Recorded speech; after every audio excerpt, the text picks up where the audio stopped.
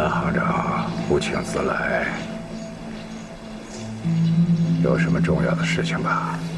铁董事长，苦肉计演得不错。媒体需要而已。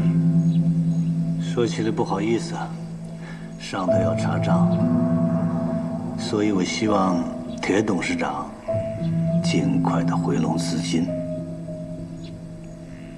蓝行长，咱俩签的那个合约写的不是很清楚吗？大桥建成以后，我连本带息的一起还。你突然让我还款，你是不是还有什么别的心思啊？我哪敢呐！我们家有几条狗够你杀的。是有人向上头反映，说江东商行违规借贷给江东集团，所以无论如何，铁董事长尽快的回笼资金，否则的话，若是总行有下一步的动作，我怕对你不好，给你带来不便。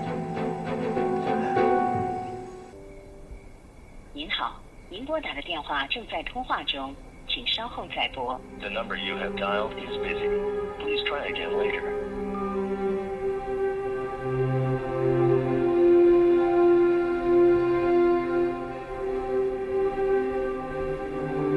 您好，您拨打的电话已关机。The phone you are calling is powered off. 您好，您拨打的电话已关机。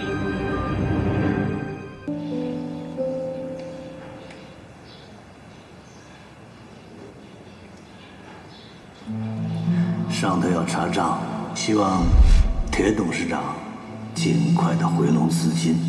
咱俩的合约签的不是很清楚吗？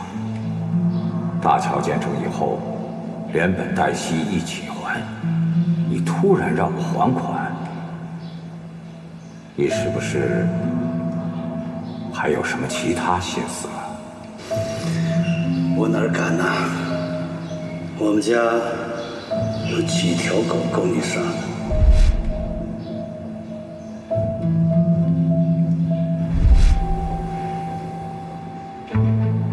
您好，您拨打的电话已关机。The phone you are calling is powered off.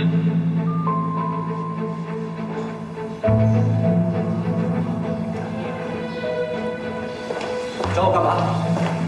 有什么事儿电话里不能说吗？你把眼镜摘了，先坐下。做什么呀？大桥那边很多急事儿等着我回去处理呢。就算我求你了，行吗？行啊，您是老板，您说了算。这才是好员工。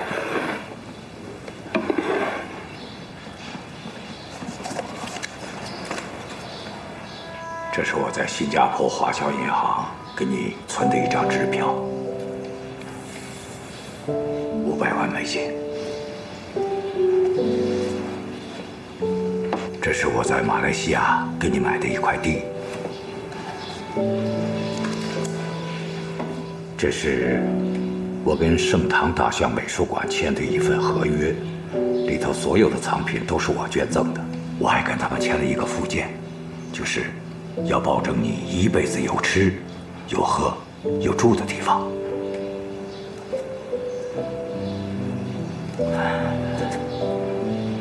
啊，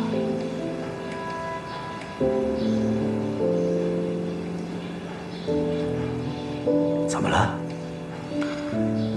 在你眼里，我就这么不堪？我不傻，我能养活我自己。我不是怕你傻，我是怕你太过聪明了。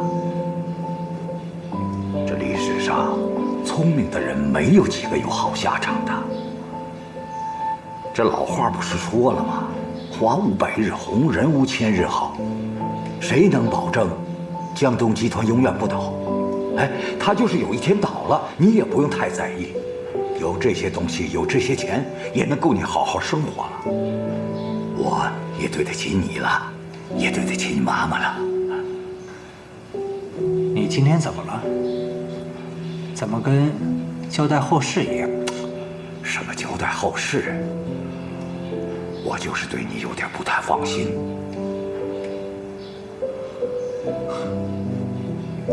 您当然不放心。哎呀，这么多年，江东集团都是您一个人在管，而我呢，除了吃喝玩乐，我什么都不会。哈，我明白你的意思。从今天开始，大乔那边我不管了，您收回去，您自己盯着，行了吧？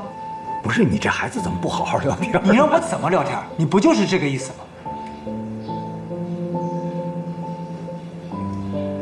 行了，收起来吧。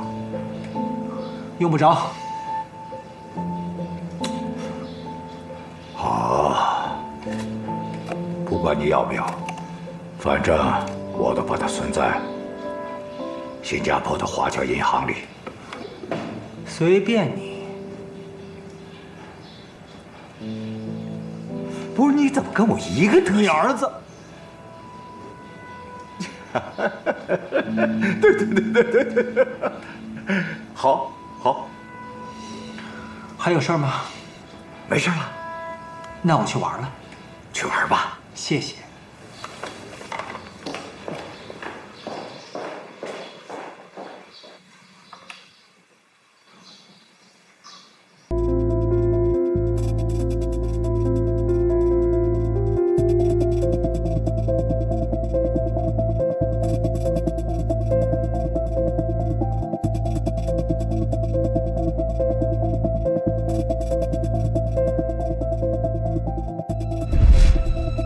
能治病，他能治各种病，而且还说中了我好几个慢性病啊！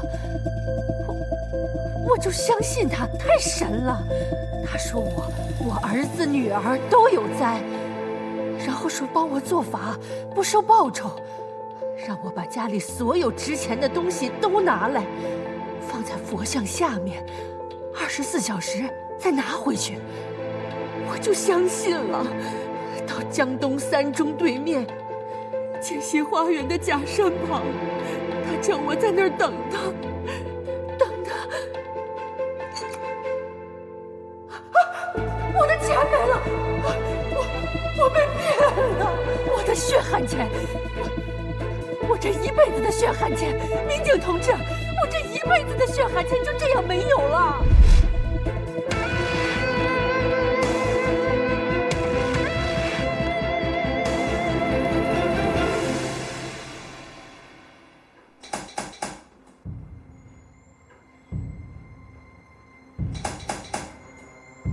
谁呀？查水费的。来了。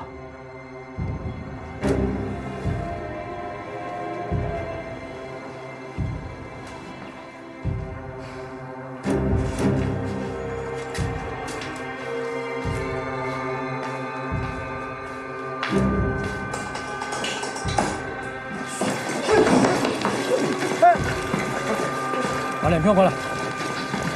叫什么？周辉，就是他，带走。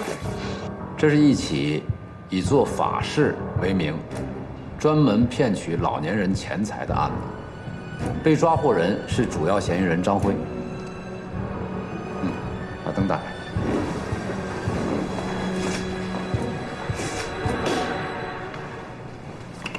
根据公安机关移送的证据显示，犯罪嫌疑人张辉伙同几名老乡，在本市骗取了20多名老人，多以女性为主，涉案金额达400多万。像这种使用相同手段作案的案件，除了需要先确定是否还有受害人没有报案，最重要的也就是要先确定是否所有的案件都是犯罪嫌疑人所为，这样可以避免冤枉犯罪嫌疑人，也可以避免遗漏犯罪事实。尤其像这种诈骗案的案件，并没有什么特别的地方，所以一定要更加注意。对这种事实较多、手段同一的案件，我们检察机关最重要的任务就是尽量找到所有的被害人，同时严把证据关，不能带着偏见去认定事实，这样才能做到不枉不纵。受害人有多少个？警方确定是22个，在我们审理过程中有6名前来报案，这是我整理出来的，您看一下。嫌疑人在逃的多少人？有3个，其中1个是他的妻子，另外1男1女应该是他的同乡。这28名被害人对张辉都有辨认吗？25名进行了辨认，有2人没有辨认出来，有3名声称自己已经不记得张辉长什么样了，所以就没有安排辨认。张辉的账户查了没有？查了，不过张辉并没有用自己的账户，而是用他妻子的账户，也就是其中1名在逃的犯罪嫌疑人。这几个月，张辉妻子的账户一直有大量的现金存入，存款人就是张辉。我也查了这28名被害人所陈述的内容，基本吻合，可以确定这28名被害人都是张辉所骗，所有的事实都可以认定。那你的意思就是，我们就按公安认定的事实起诉，在法庭上走走程序就行了？当然不是，这是我的内心确定。起诉标准不是内心确定，我们还需要进一步了解其他证据来证明被害人所陈述的是否属实。不错。那你跟我去一趟市局，你们2个继续核查相关证据啊。好。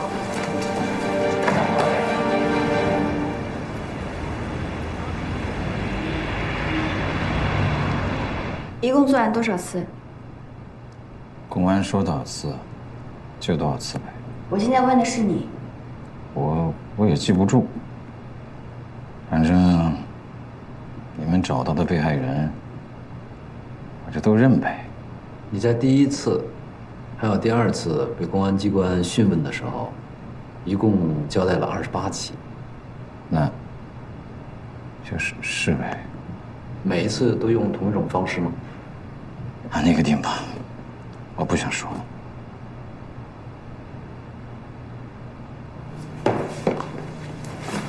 高叔，你不觉得这个人有点不太对劲儿吗？你看出什么了？他好像挺配合的，但好像又不怎么配合，不知道他到底是不是要认罪。是有点反常。那我问你啊，这个诈骗罪的作案人要面临什么样的法律制裁？根据我国刑法第266条规定，也结合我省的具体情况，诈骗数额在3000元以上10万元以内的，处3年以下有期徒刑；诈骗金额在10万元以上100万元以内的，处3年以上10年以下有期徒刑。行，你背得挺熟的。我记着你们政法大学有过一篇论文叫《疑罪从无》，谁写的？我写的。你写的？我写的啊。哦，那你给我解释解释呗。可是我觉得疑罪从无的原则是为了最大限度的让无罪的人不受法律的追究，不是给那些有罪的人开脱的一种手段。哦，我知道了，那个诈骗犯他在打疑罪从无的主意啊。知道了就去忙吧，我这还有事儿呢。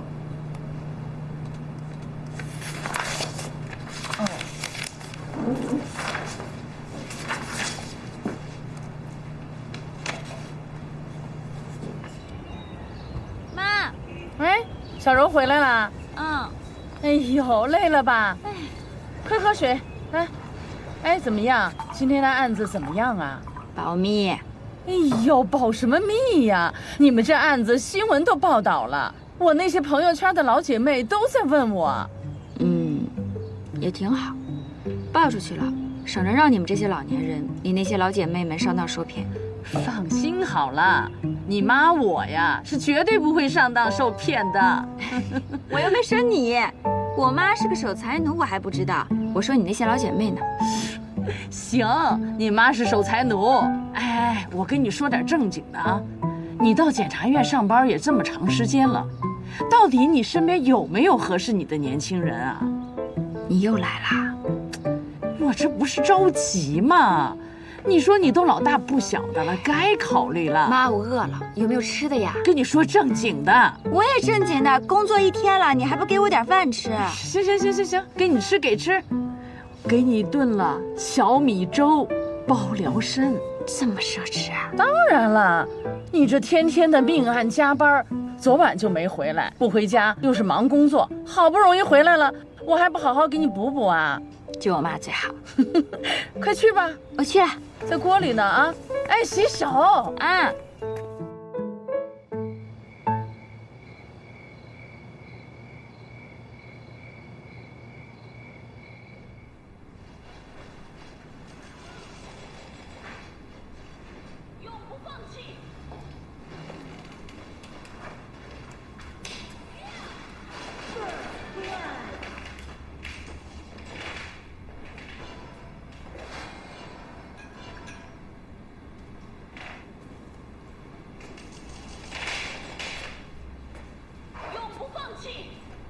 玩手机呢？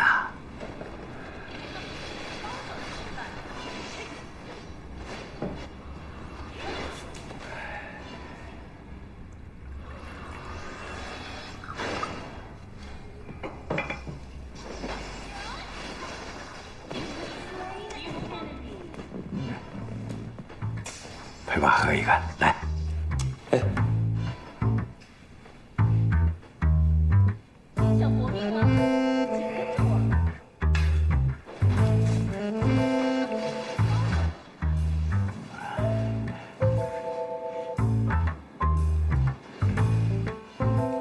这个游戏叫什么呀？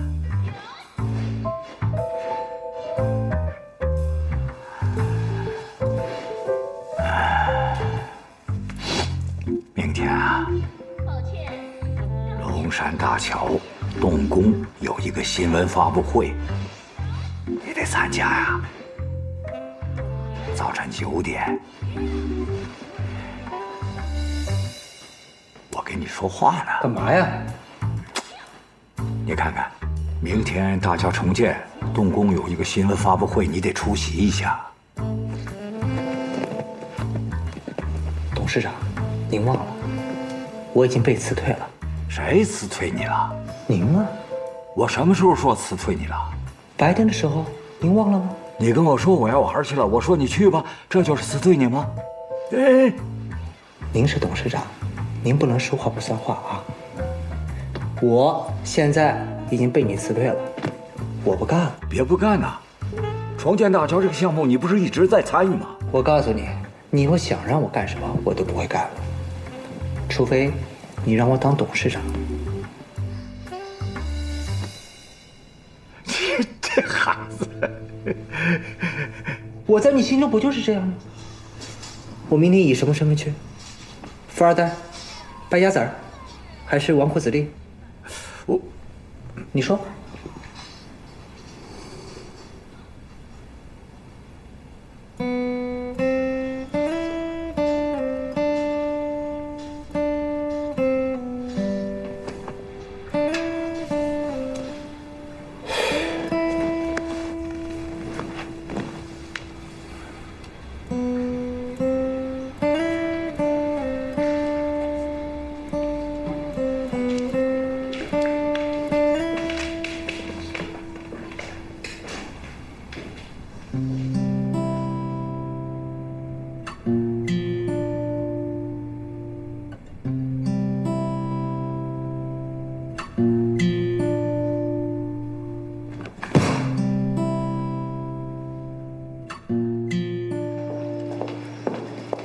董事长，人都到齐了。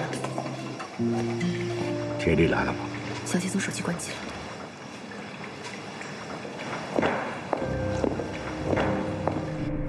欢迎大家来参加江东集团重建龙山大桥的战略发布会。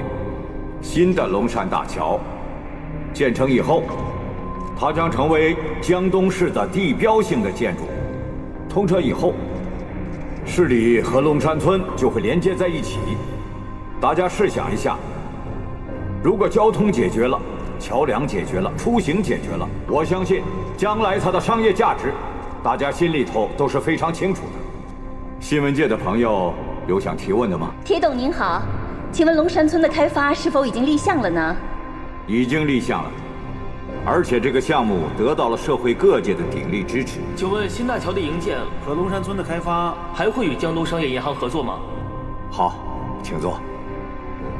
这一次龙山大桥的重新建设，是我们江东集团的一次大手笔的动作。江东商业银行可能在资金上不能满足我们这次许荣光他们大肆宣传大校重建的计划，是在博取舆论的支持，更像是一次完美的危机公关。不管怎么样，纸里总是包不住火的。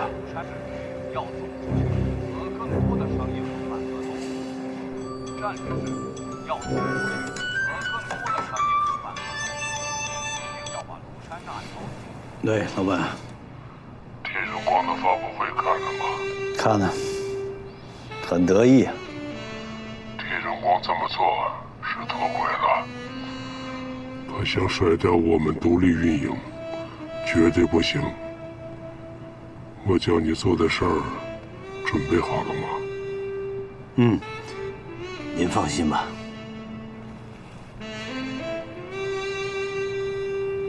遇到了一些事情，也包括我本人。现在我明确地告诉大家，所有的事情都已经过去了。下一步，我们江东集团的工作重点是转移在大桥的重新建设上。使江东的老百姓能够早一点地走上一条安全舒适。喂，周勇，是时候报案了。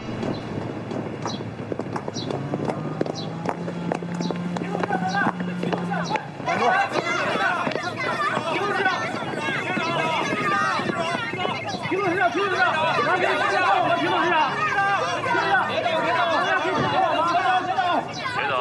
什么事？尹大力的事儿没忘吧？哪位？周游啊！什么事？要点钱花。面都没见过，我怎么相信你啊？哼，我会让你相信的。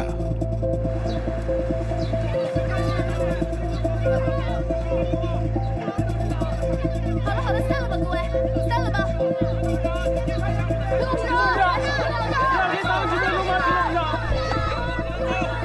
各位请回吧，散了吧，散了吧。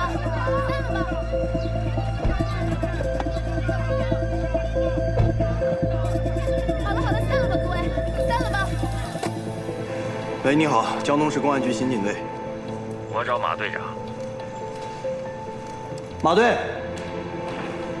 什么事儿？你好，你有什么事吗？我要报案。这位同志，你要报案找谁都行，你说吧。找马立行接电话，我只信任马立行。邪性。什么事儿？马队，非说要找你。谁呀？不知道啊。我马立行，哪位？海角村花圃梨花带里有尸体。海角村？对，花圃梨花带。喂，队长，什么情况？小林，在。我锁定这个报案电话，看看他的具体位置在哪。是。哎，你说这会不会是恶作剧啊？不像，万一有呢？你们俩去一趟，海角村花圃梨花带，看看有没有尸体。是。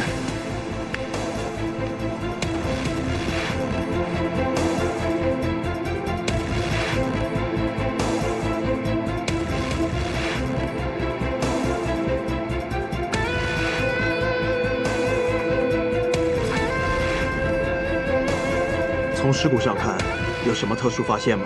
颅骨有明显敲击痕迹，像是被重物击打致死。用塑料包裹尸体，这里不是第案发现场。铁总，礼物收到了吧？现在你该相信我是周游了吧？啊？16年前，你杀死了尹大力，然后抛尸。现在呢？依然逍遥法外，还大发横财，了不起啊！说吧，要多少？爽快！铁总就是铁总啊！我这人不贪，200万现金，按我说的做。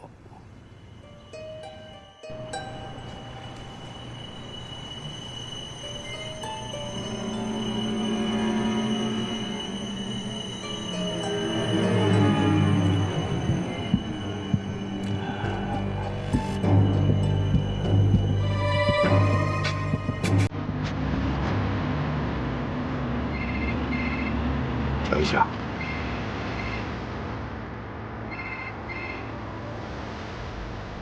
喂，你到哪儿了？还有5分钟就到萧山路口了。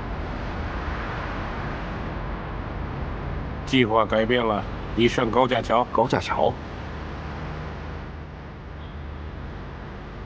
高架桥。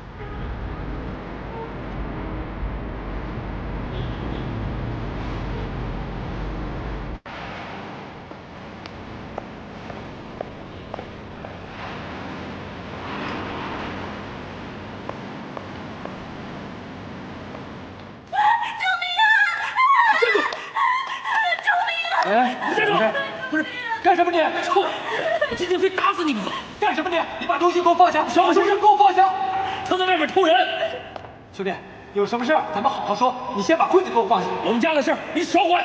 这个女人在外面偷人。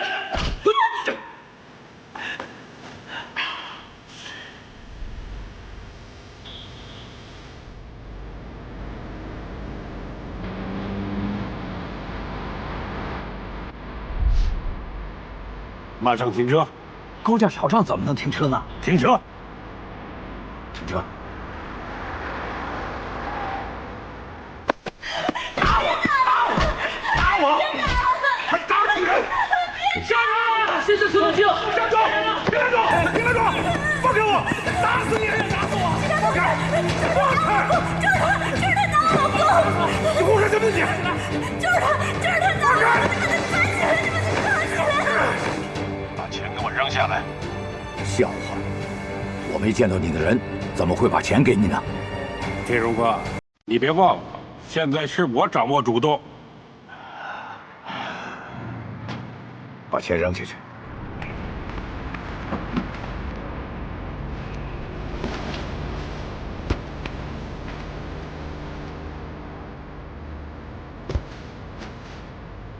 让你的人走开。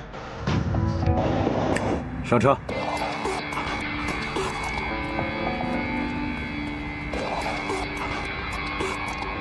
谢谢啊，铁荣光，和你做生意很愉快啊。我们总要见个面吧，不然的话这件事会没完没了。那要看我的心情。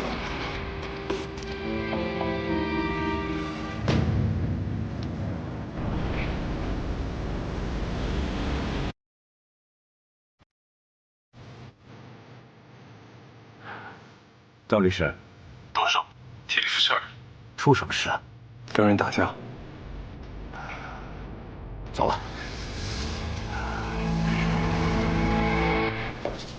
这是和解协议书，在乙方签名。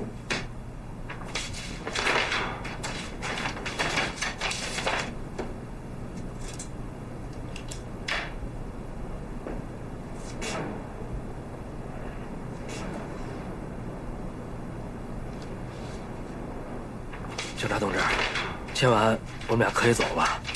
你也等一下，先等下，好吧？啊，这样，慢点。我要带你先抽个血，验验尿。抽什么血？验什么尿？他们怎么不去？这是必要的程序，谁也少不了，好吧？走。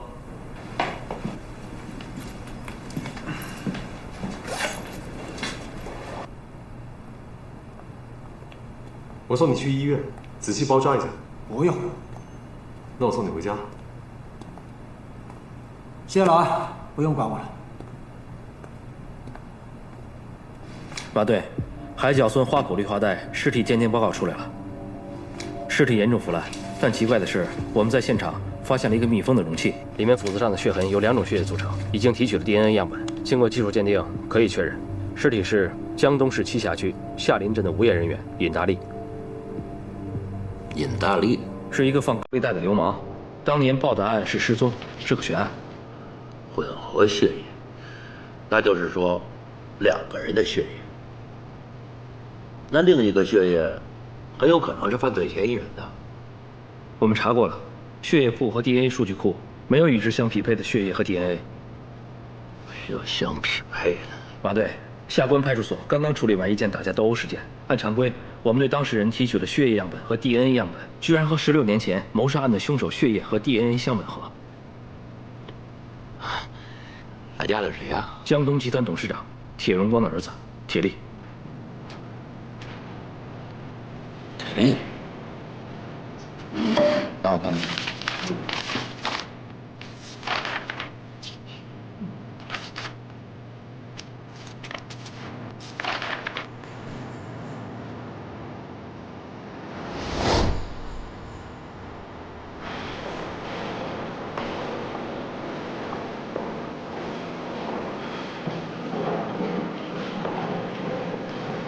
啊，对，队长，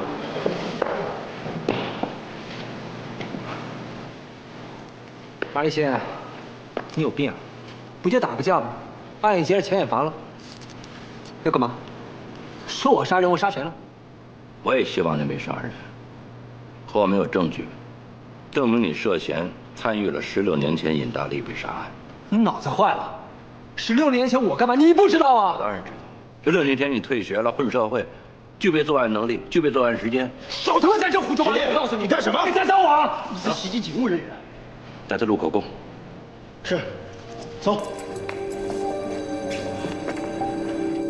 马队，不好意思，我必须要问一下，你现在对铁力实施的是传唤、拘留还是羁押？是拘留。子杰、凯文上楼走，拘留证5分钟后就送到。来吧。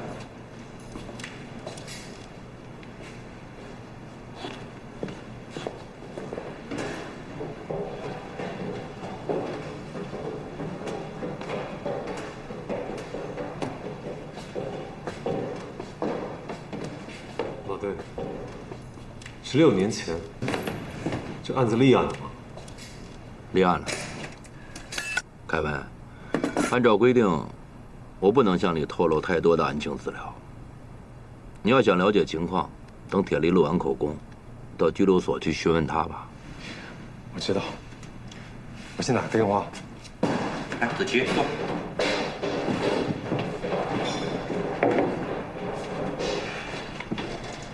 谢谢马队。马队，铁力杀人，你信吗？不信有什么办法？刑事案件不能靠主观印象来判断，是吧？你这么笃定的拘留了铁力，说明你们手上的证据一定非常有力，是不是？是的。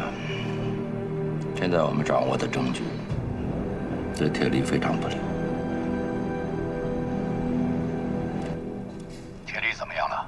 什么时候能回来？怕是这2天回不来了。不就是把人打伤了吗？没问题，要多少钱？叫他们开。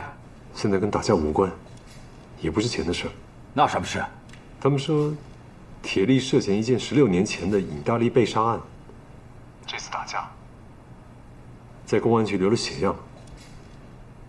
我知道了。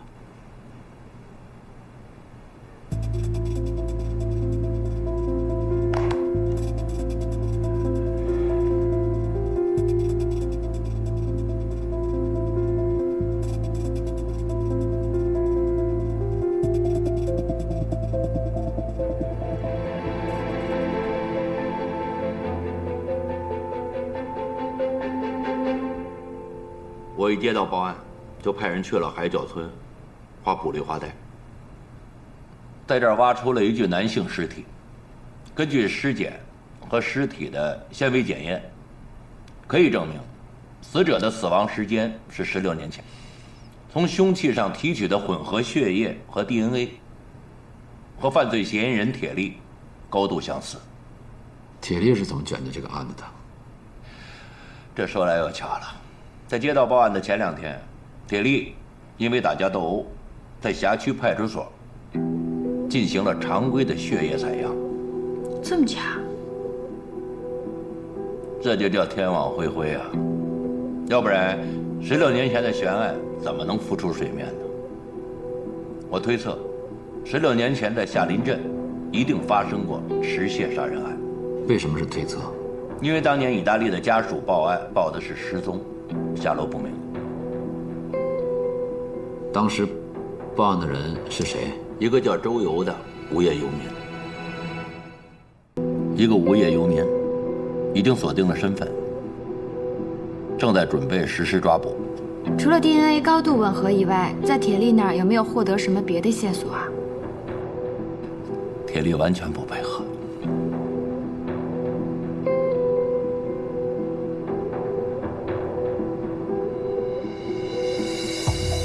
停。这是什么？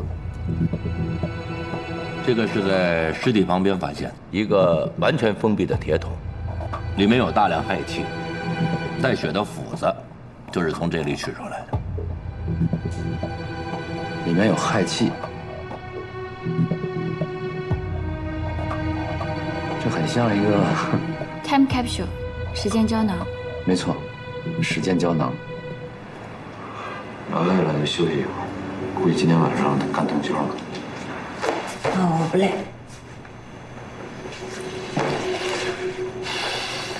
这个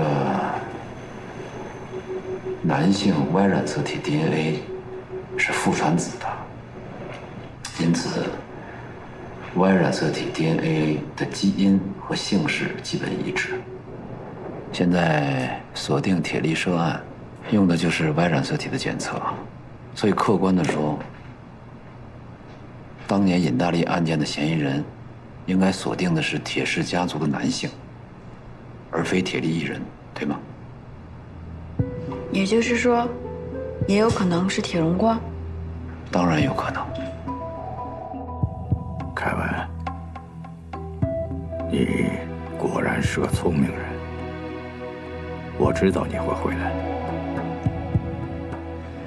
铁力的事儿究竟怎么回事？你无需知道那么多。铁力是无辜的，你知道这些就足够了。您说铁力是无辜的，但是 DNA 的检测结果已经证明了这件杀人案肯定跟铁氏家族有关。我是不是应该关注这个案件，开始做刑事辩护的准备？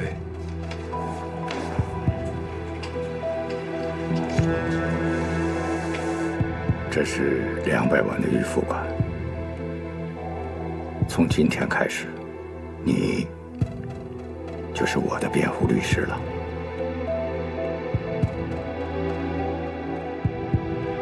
我不能让这件事把铁家给毁了。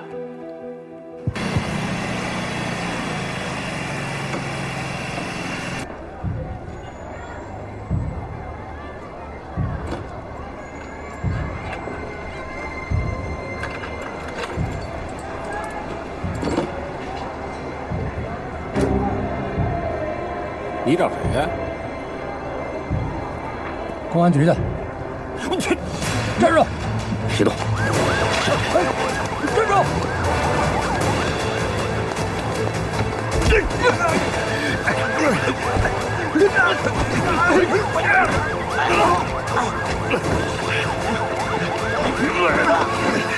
周勇，问你话呢，老实交代。我没什么可说的，警官，我冤枉，我真的冤枉。你是报案人吧？不是。周勇，别跟我耍小聪明。你不是报案人，我能找你吗？报了案，带着大量现金，这和一起杀人案有关。真的？我什么事都不知道。包庇故意杀人犯，可是犯罪。我知道。我看你不知道。刑法第310条规定，明知是犯罪人，为其提供隐藏地点、财物，助其逃匿，并作伪证，就是包庇罪，处3年以下有期徒刑；情节严重者，处3年以上10年以下有期徒刑。记住了吗？警官，尹大利被杀跟我真的没关系。我什么时候告诉你尹大利被杀了？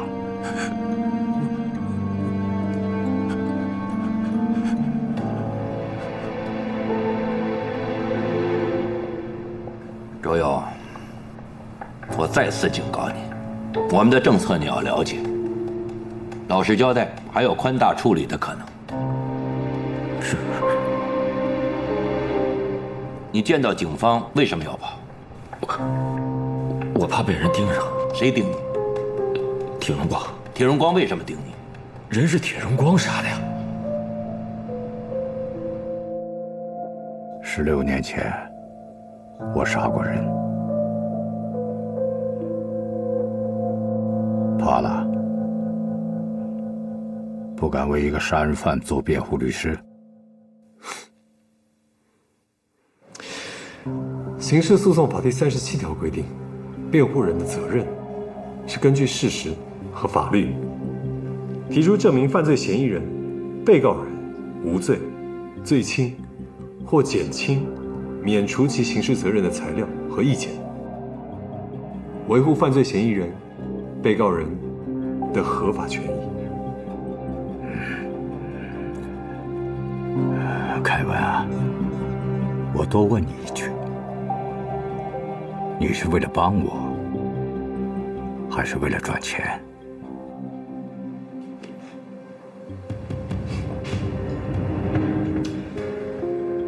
法律给了人寻求辩护人替自己辩护的权利。作为律师，在法律许可的范围内，最大限度地保护委托人的利益，是我的职业要求。传统的道德观念对委托人的行为是非并不重要，重要的是，不管是谁犯了罪，不管委托人的行为是否正当，我的任务是找出法律的依据，提醒法官在举起法锤的时候有法可依，依法服人。当然，从另外一个层面来说，我一直希望我的律所能够一炮而红，代理您的官司，有这个可能性。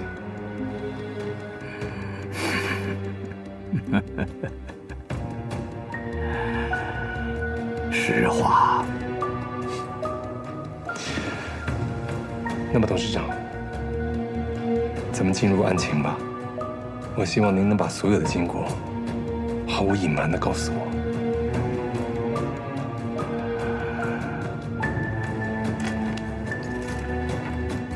事情的经过是这样的。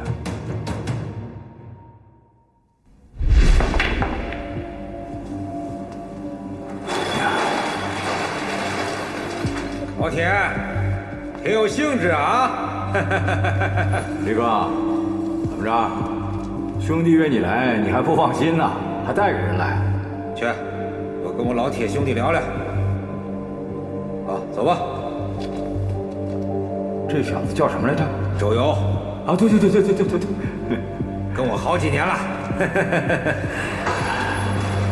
我说老铁，把我约到这个鬼地方来，什么意思啊？兄弟送你个礼物，宝贝，等着。李哥，大富大贵，康熙年间的古董，欠我400多万，就拿这么一个破玩意糊弄我。我拿19.5万买的，怎么能糊弄你？你放屁！你就是想蒙我，想不还钱。不是，这跟钱没关系，说我还，因为这次我工程款花毛还你个头！别人的你都还了，你就是不还我的钱，你当我傻呀你啊？还不还钱？还不还？我问你还不还？真没有，钱没钱就拿命来还！我告诉你，你不还钱我就杀了你，我杀你全家，杀你儿子，杀你全家，死光光！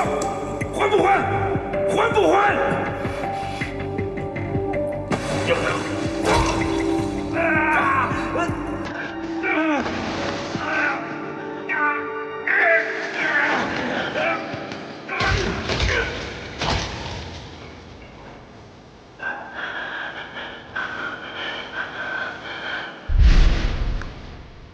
整个事情的全部经过就是这样。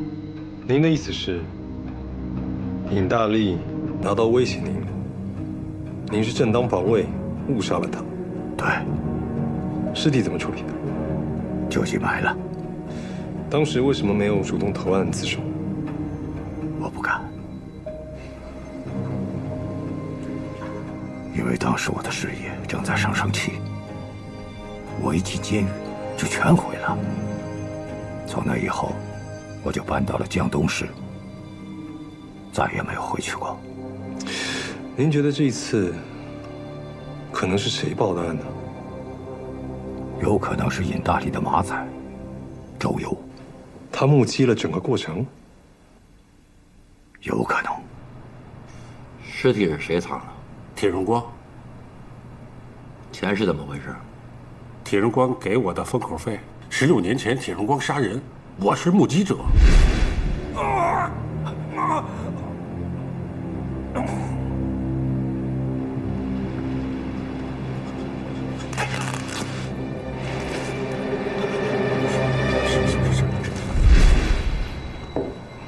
之后你去哪儿了？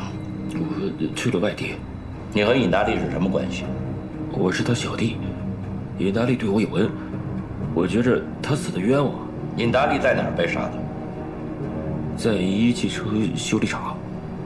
把你看到的，老老实实都说出来。是。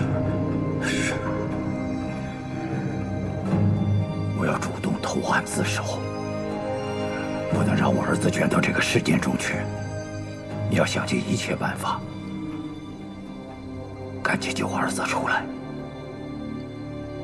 钱不是问题。我知道了。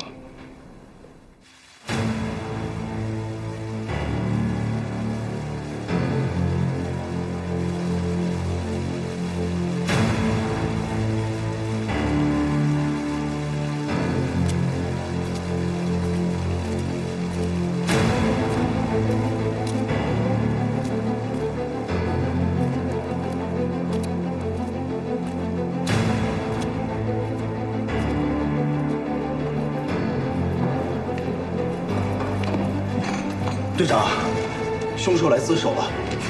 谁自首了？铁荣光。他说，16年前尹大力是他杀死的。怎么了，老马？关键，杀死尹大力的凶手自首来了。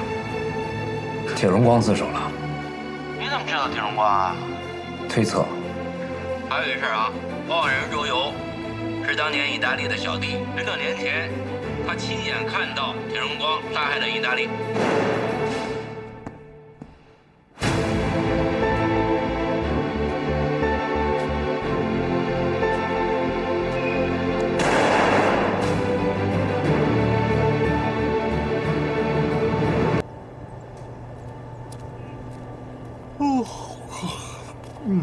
困死我了，在里面一晚上没睡。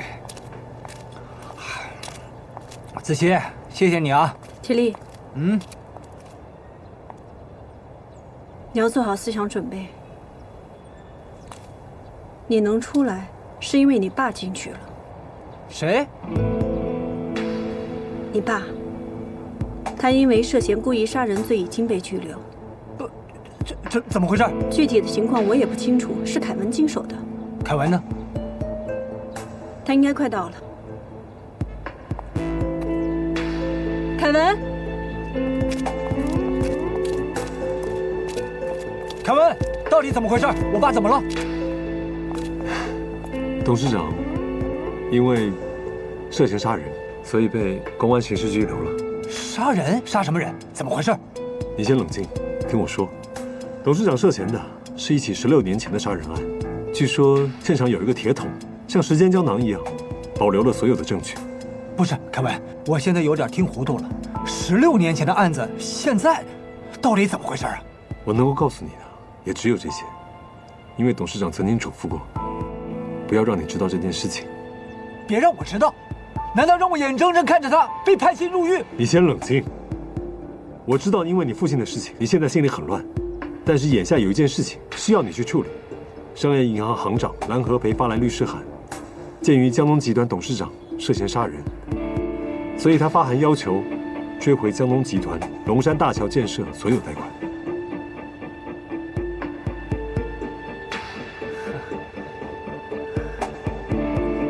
落井下石，全都在落井下石。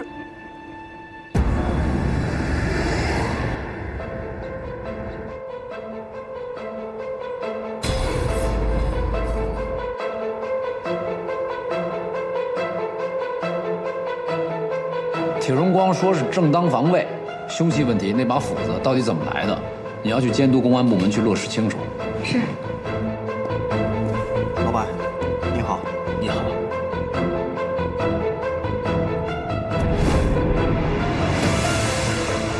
大队，你看，我们们找到铁荣光当年购买斧子的古董店，根据古董店老板的证词，在2000年3月份，铁荣光确实购买过一把斧子。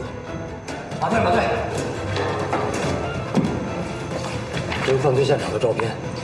这个汽车修理厂虽然几经转卖，但可以证实就是当年铁荣光开的。周游说从窗户能看到铁荣光行凶，属实吗？属实啊。哎，老李，鉴定结果出来了。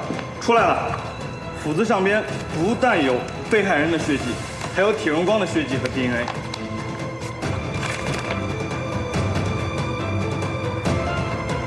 起，去检查。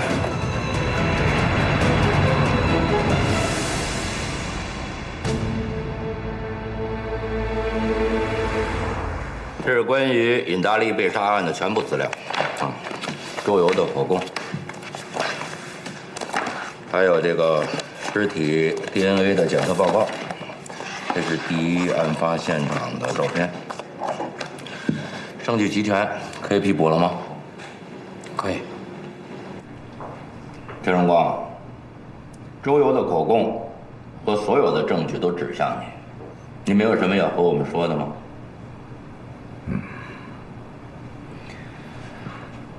铁力打架，紧跟着周游就举报了藏尸地点，并且完好无损地把证据保留下来。你不觉得奇怪吗？不觉得这后面有什么故事吗？铁荣光，我要提醒你，在公安侦查期间，嫌疑人如果向公安机关提供了线索，并找到了新的突破口，将被视为戴罪立功表现，在量刑上对你是有利的。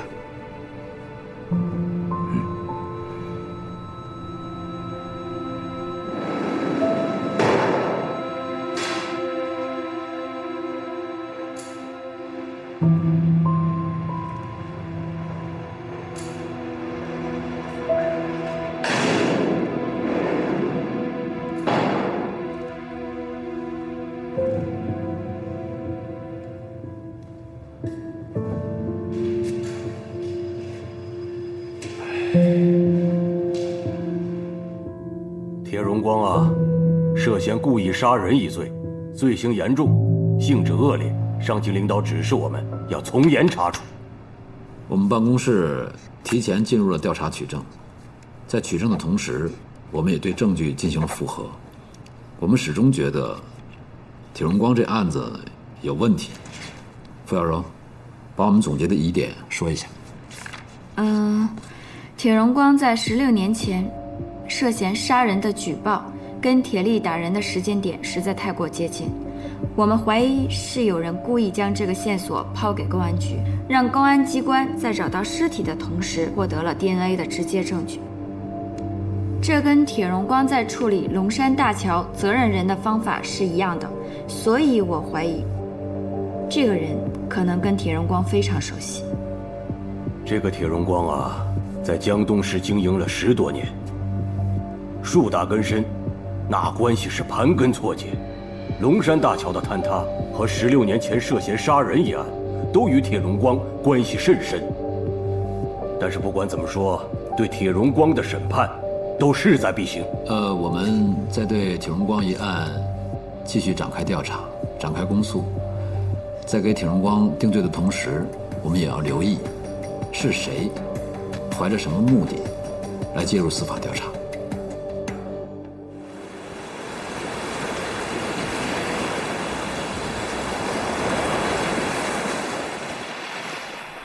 你这时候约我出来，可能有点不合适。我知道，可我不来找你，我能去找谁？可我是这个案子的公诉人。那我就想问问你，16年前的案子，证据为什么像是完完整整被人拱手送上来一样？你作为公诉人，你不觉得这件事情很奇怪吗？会查清楚的。另外，我们不能谈案件。我说来见的是兄弟和朋友。是兄弟和朋友，你就更应该帮我把这件事情查清楚，给我一个交代。铁力，但是我想提醒你，你父亲的事儿，你不要介入进来。还真是应了那句话“墙倒众人推”呀！我真知道什么叫做隔岸观火了。高健，我现在有事我不找你，我找谁？我找你不对吗？我告诉你，见你这一刻，我都把你的立场、把法律放在第一位。我懂，我也是学过法律的。在侦查阶段，我不能去看守所见他，我就是想来问问你，他现在怎么样？他将来会怎么样？不对吗？他是我爸，你不明白吗？你的心情我能理解。我说了，我会查清楚的。你了解我的，每一桩案子我都会查清楚。我想跟你说，从现在开始，到这个案子的审理结果出来之前，我们不能再见面了。好。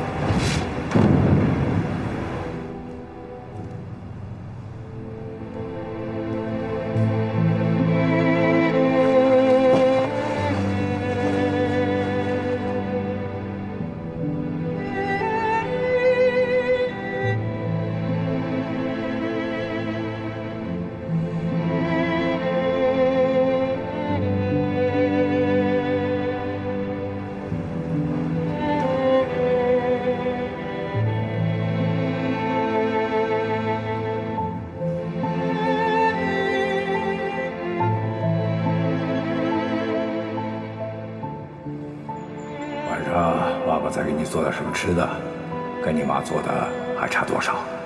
色香俱佳，深得精髓。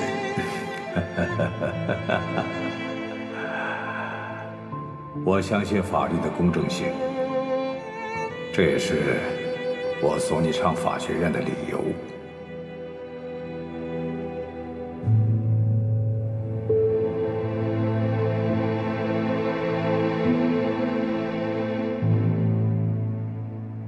铁力打架，紧跟着周游就举报了藏尸地点，并且完好无损地把证据保留下来。你不觉得奇怪吗？不觉得这后边有什么故事吗？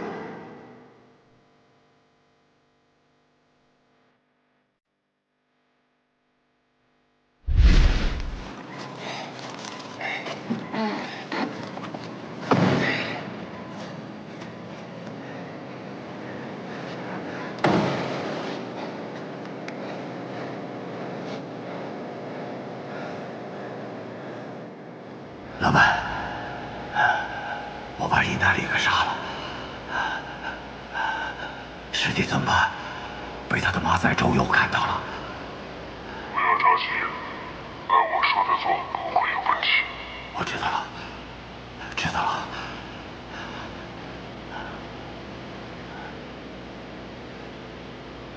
印达里有个马仔，叫周游，找到他，叫他消失。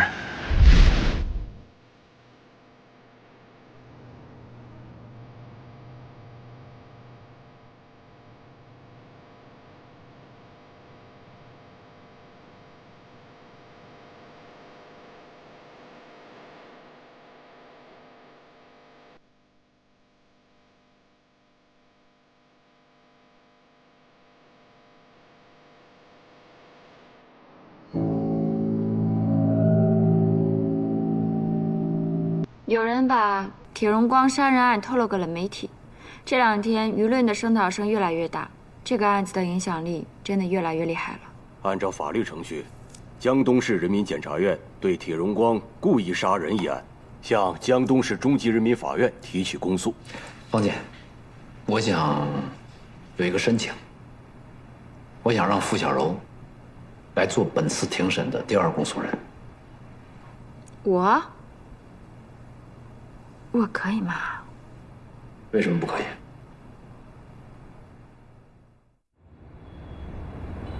明天就要开庭审理铁荣光一案了，准备的怎么样了？这案子是16年前的积案，铁荣光肯定不会轻易认罪的。不管准备的怎么样，明天肯定是一场硬仗。高健，我看你对傅小柔越来越信任了。他业务能力提升得很快，做第2公诉人应该没有问题。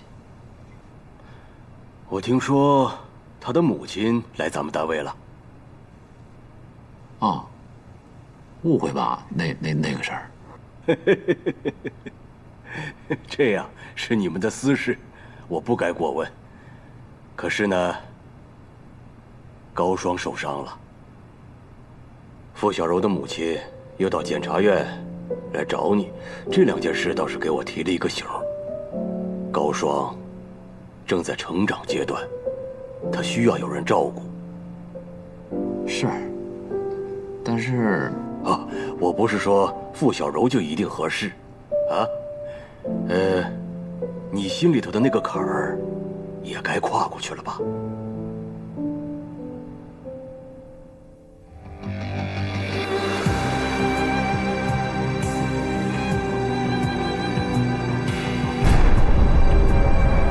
被告人铁荣光故意非法剥夺他人生命，致一人死亡，其行为触犯了《中华人民共和国刑法》第232条。犯罪事实清楚，证据确实充分，应当以故意杀人罪追究其刑事责任。依据《中华人民共和国刑事诉讼法》第172条，本院依法提起公诉，请依法判处。此致江东市中级人民法院。被告人，公诉人宣读的起诉书与你收到的起诉书副本内容一致吗？一致。被告人坐下。对起诉书指控你的犯罪事实认定的罪名有否意见？有。什么意见？我没有杀人。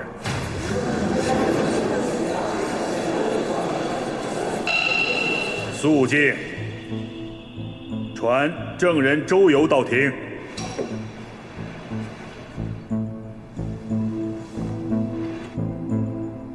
周游是控方证人，请公诉人首先向证人发问。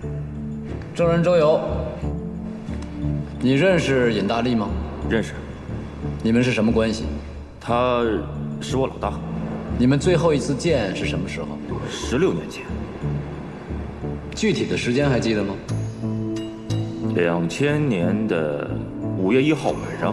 为什么记这么清楚？因为那天是5一劳动节，我老大就是那天晚上死的。怎么死的？被人杀死的。是谁杀死了他？铁荣光，就是这被告人。能具体的说说这个过程吗？2000年的5月1号晚上，铁荣光跟我老大就是尹大利谈着还钱的事儿。老铁，李哥来了，还挺悠闲的。李哥啊，兄弟约你来，你还不放心呢，还带个人来。去，我跟我老铁兄弟聊聊。好，走吧。我呢，中途呢去厕所了。等我回来的时候，看见尹大利被铁荣光就活活的打死了。我当时因为害怕，我就自己逃跑了。能不能把情况说得再具体一些？可以说一些详细的案发过程。好。那天我刚方便完，听到修理厂里边有声响，走过去一看，铁荣光正用斧子砍尹大利。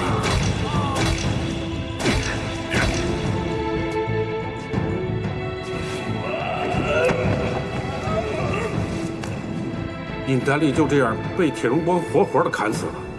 按照你的描述，当时铁荣光用他送给尹大利的斧子把尹大利砍死的，对吗？对。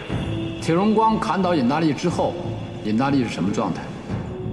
趴在地上，地面上全是血。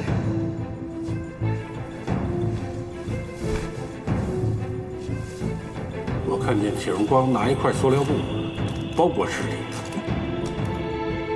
这个时候，铁荣光发现了我很害怕，我就跑掉了。公诉人对证人周游的发问，暂时到此。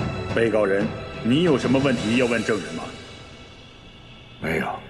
辩护人，你有什么问题要问证人的吗？有的。证人周游，你有看见我的当事人跟尹大力打斗的全部过程吗？没有。证人周游，你的所谓老大尹大力当时是做什么？他放款。是无偿的、正常利息的，还是高息的？高息啊，也就是所谓的高利贷。是。我这里有证据证明，尹大力组织、领导、参加黑社会性质团伙，以高利贷为敛财手段，涉嫌非法拘禁、强迫交易、故意伤害、非法侵宅、故意毁坏财物罪等种种罪名。这些你知道吗？不知道。你是他的小弟，你怎么可能不知道？还是因为你就是这些犯罪行为的参与者？反对。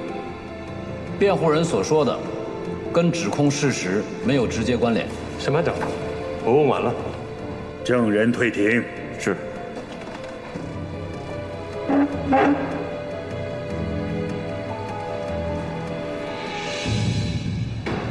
被告人，你对刚才出庭作证的周游，当庭证言有什么意见？一派胡言。当时尹大力分明是想拿刀把我杀了，还不还钱？真没有，我拿什么还呀？没钱你就拿命来还！我告诉你，你不还钱，我就杀你，杀了你全家，杀你儿子，杀你全家死光光！还不还？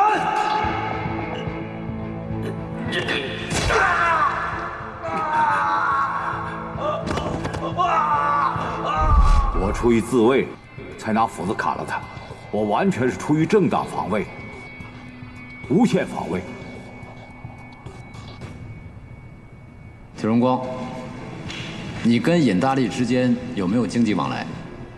没有。那案发当天，那你为什么要去给他送礼？没有为什么。而且送的是一把斧子。那你们两个人之间为什么会突然发生争执？尹大力他就是个疯子，莫名其妙的就会骂人发火。既然是正当防卫，为什么还要掩埋尸体？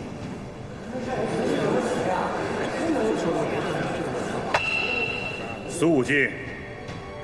我想人已经死了，还是应该尽快的把尸体处理掉。一是入土为安，二是我怕别人发现尸体。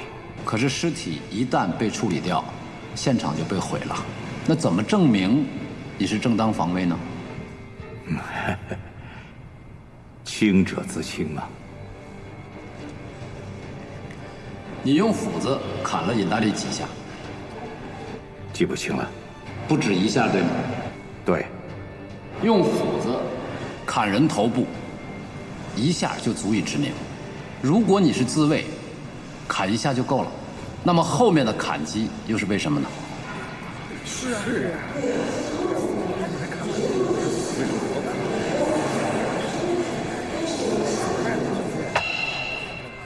肃静。被告人，请你看一下大屏幕，大家仔细看这张图。这是案发现场包裹尸体的塑料布，沾黏物中验出的 DNA 是被害人尹大力的。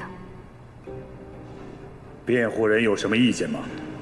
铁荣光承认用塑料布包裹尸体，那么这块塑料布上有死者的 DNA， 这也很正常。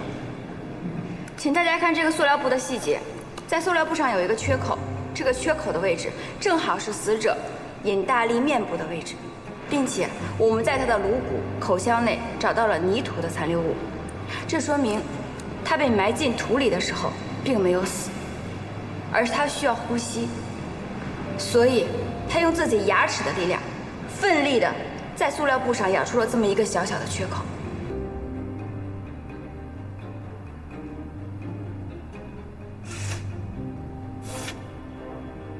辩护人请发言。审判长，姑且不论公诉人的推测是否周延，就算的确如公诉人所言，尹大利被埋进土里的时候他还活着，但是公诉人是以什么样的依据来推断我的当事人知道这一点呢？尹大利极有可能在我的当事人从事防卫手段的时候就已经昏迷，进而进入假死状态。我的当事人误以为他已经死亡，所以将尸体掩埋。然后这个时候，尹大利苏醒，咬开塑料布，吃到泥土，窒息死亡。但这个时候，我的当事人已经离开现场，他并不知道这一点。请问，我刚才说的这个情况，公诉人能够排除吗？肃静，肃静。可能所有的人都存在疑惑：尹大利究竟是怎么死的？是活埋导致的机械性窒息死亡，还是被砍后导致的失血性休克死亡？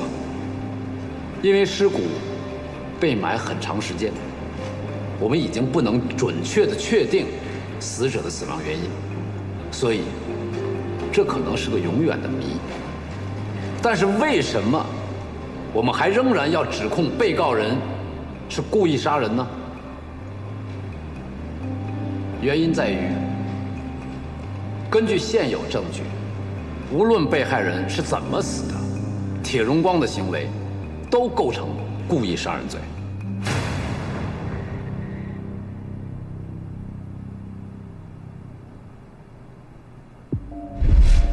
400万连本带利都在车里头，有钱？你看看去啊！老铁，你最爱开玩笑了，你呀你呀！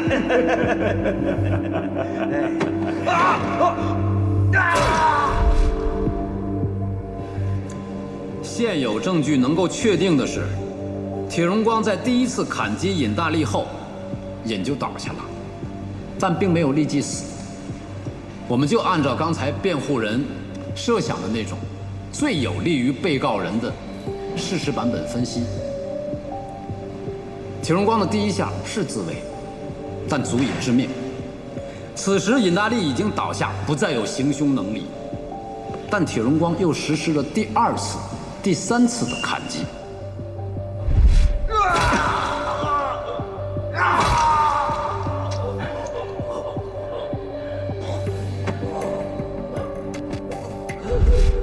虽然这2次砍击在客观上不足以致命，但是使用斧子连续砍击已经失去防御能力者的头部，这种行为在主观上显然是置人于死地嘛，说明此时被告人已经有了故意杀人的目的。那之后的2次砍击，无疑是导致死亡的提前到来。反正人已经死了，早死晚死不都一样吗？当然不一样。就比如果法庭判处你最后死刑，但在执行前有人把你杀害了，我同样会指控他为故意杀人罪。因为非经法律允许的程序，任何组织、任何个人都无权利去缩短他人的生命周期，哪怕只有1秒。况且活埋显然是一种足以致人死亡的杀人行为。不论铁荣光主观上知不知道尹大利此时还没死，但在客观上，他实施的都是故意杀人。主客观相统一，故意杀人罪确定无疑。至于受害人究竟是怎么死的，我们无法判断，也无需知晓。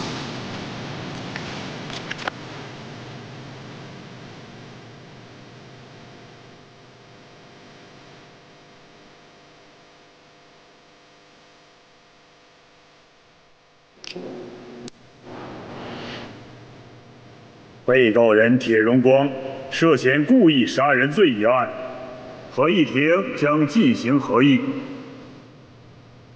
择日宣判。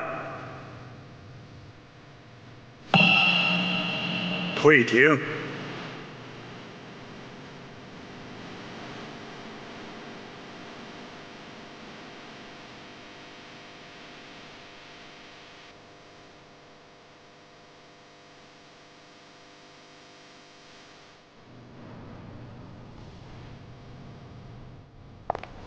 那不是高检察官吗？对，高检察官，高检察官。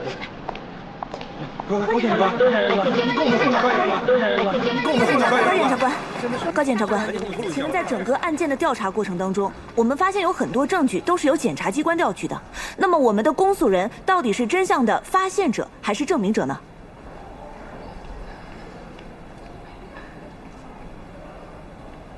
你这个问题问得很好，准确的说，我们公诉人是真相的复核者。我们要判断公安机关调查的案件真相是否是真相。如果不是，我们要建议他继续调查真相；如果是，我们要想办法在法庭上证明这些真相是真的，复核真相，证明真相。这个过程中，我们会有很多证据，那这些证据大部分都是由公安机关调取的，但在有必要的时候，我们公诉人也是可以调取的。法庭上，辩护人通过质疑检察官的证据来完成辩护，看上去好像公诉人跟被告人过不去啊。这一点，我想你是误会了。公诉人跟辩护人都有着同一个目的，就是让被告人得到公平的裁判。我现在有事，我不找你，我找谁？我找你不对吗？见你这一刻，我就把你的立场、把法律放在第一位。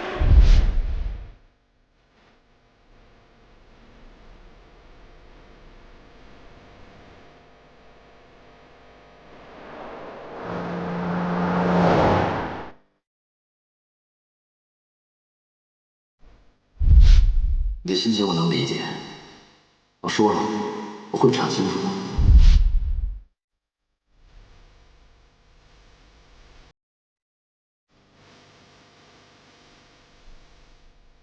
这还是第一次听说，既然目的一致的话，为什么要剑拔弩张呢？因为真理总是越辩越清，公正在对抗中才能显现。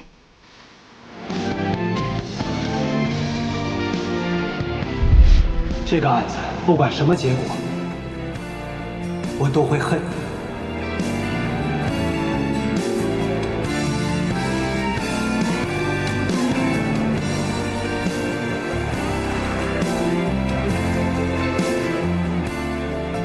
经合议庭合议，一审宣判如下：被告人铁荣光故意杀人罪名成立，判处死刑，缓期2年执行，剥夺政治权利终身。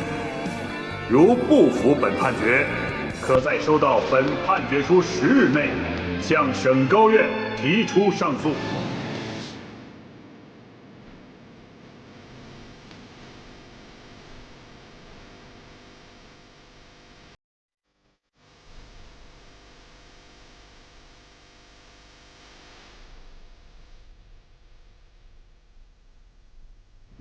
老铁被判了死缓，他不会乱咬人吧？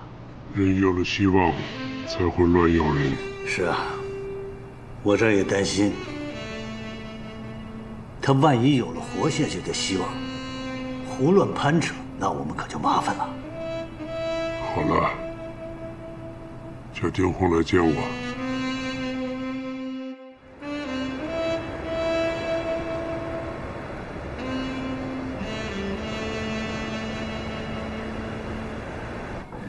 铁荣光当年杀害尹大利，那是原罪，这怪他咎由自取吧。我们银行方面准备以拍卖的形式，把之前贷给江东集团的贷款收回来。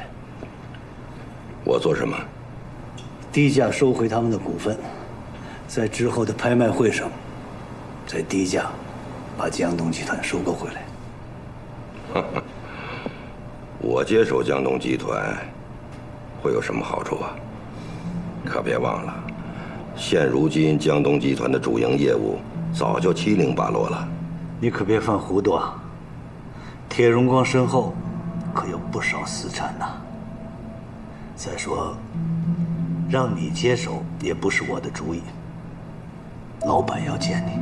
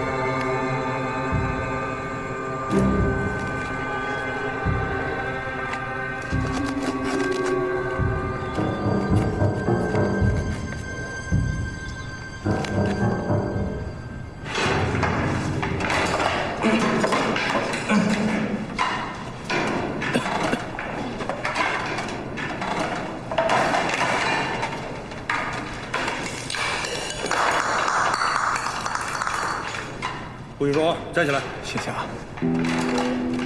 回自己座位上去。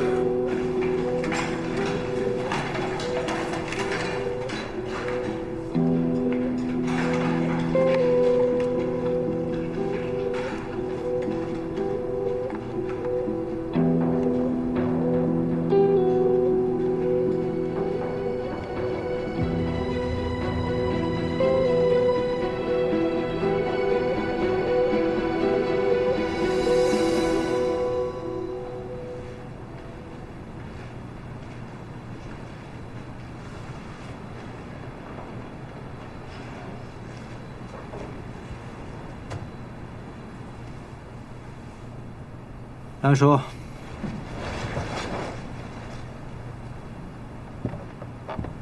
铁力啊，铁力，鉴于你父亲犯故意杀人罪，给江东银行、给江东集团带来了极大的负面影响。别跟我说这些有的没的，不就是来要钱的吗？你错了。现在江东集团还值那个价吗？我今天来，不只是要清算江东集团的股份资金，还要收回大桥的决策权。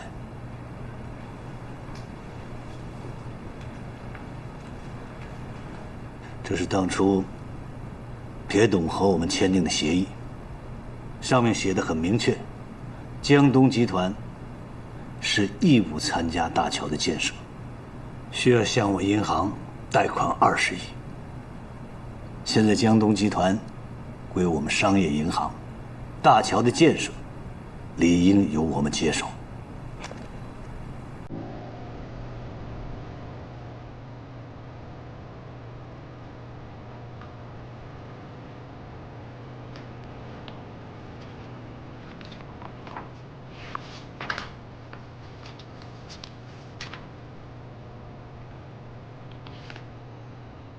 这个得等我的律师过目之后，我才能签。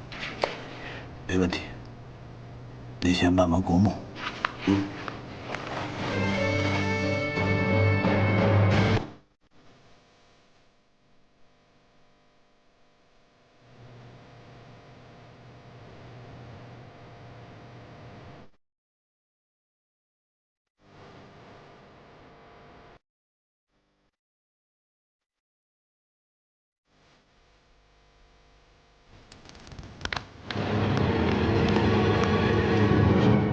梁成明，你要求见我们，有什么事儿就说吧。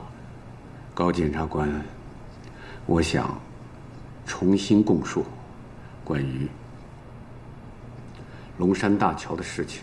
重新供述？是啊，为了说出真相。什么真相？说吧。龙山大桥、铁荣光、江东集团有着你们不知道的内幕。我之所以这样做，是为了让心里得到安宁。我现在慢慢的变老了，不能就这样带着负罪感，痛苦的活着吧。你说吧，我会认真做笔录和进行证据核对。铁荣光为了获取昊天箭头龙山大桥的钱款，他指使刘明翰、鲁明、廖昌平接连翻供，这些都是龙山大桥和马月月的翻供材料。铁荣光杀人案判决一出来，龙山大桥工程坍塌事件就有变化。这到底谁呀？棋下的这么好。不管是谁在操控这盘棋，龙山大桥和铁荣光一案都必须立刻收集证据，等待开庭审理。廖昌平不惜替铁荣光顶罪，铁荣光杀人案一审之后又立马翻案，这是为什么？这是想把铁荣光推向死路。我在想，是不是廖昌平他们受到什么威胁？这些人呐，为利来为利往，很难说不被人抓住把柄。大家辛苦了，还没来得及喘口气，又要投入到下一个案子了。本来这个案子我们也想继续查查，我们现在就开始工作吧。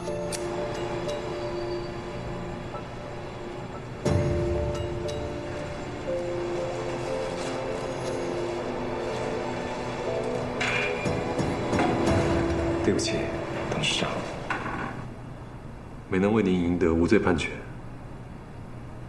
你尽力了。那个，有事啊？刘明翰翻供了，鲁明、廖昌平也相继翻供。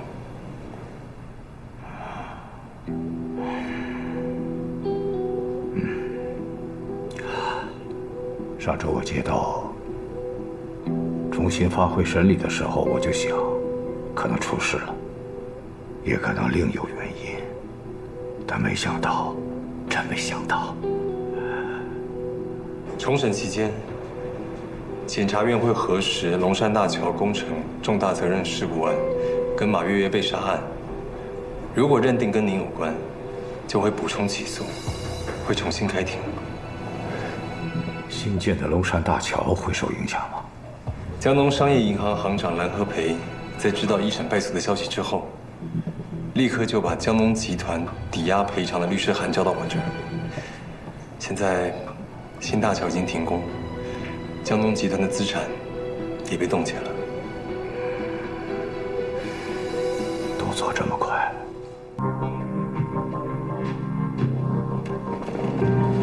待被告人铁荣光到庭。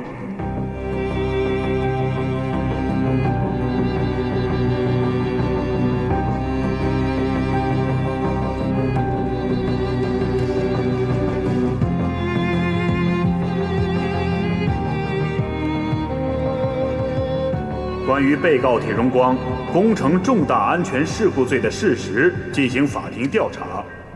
铁荣光，你对这部分指控的事实有异议吗？有异议。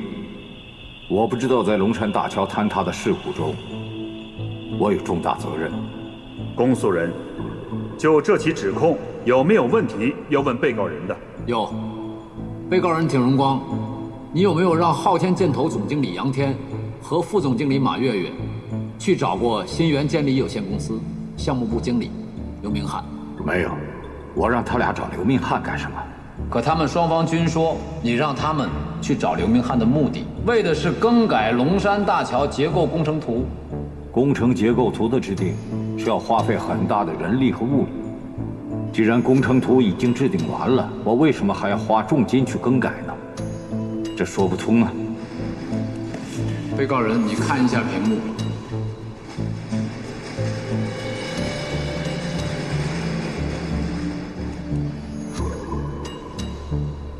龙山大桥工程图先前由市规划局进行设计，相比原设计，更改后的结构图可以减少大桥建设成本的1/3。那这1/3节省的成本在哪儿体现呢？公诉人用什么来证明呢？审判长，首先申请证人鲁明到庭。待证人鲁明到庭。证人坐。证人鲁明，请陈述你在案发时的身份。江东集团财务总监。与被告人是什么关系？他是我的老板。你在江东集团任职有多久了？到现在10年了吧。和被告人的关系怎么样？老板还比较信任我。信任到什么程度？和昊天建投所有的财务往来由我个人负责。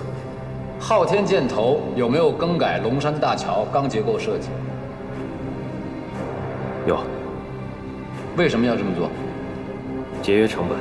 能节约多少？1亿1000万。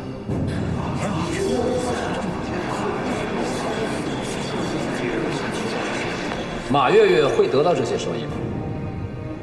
不会，因为马月月的股份是替铁荣光代持的，受益的是铁荣光。你怎么知道铁荣光会收益呢？